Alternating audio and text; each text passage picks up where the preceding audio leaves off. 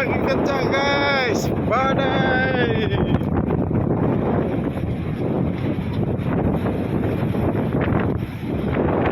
Dan sudah parkir semua guys, karena badai, cuaca tidak bagus.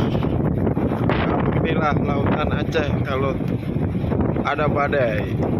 Ngeri guys, ombak putih yang kencang. Nah.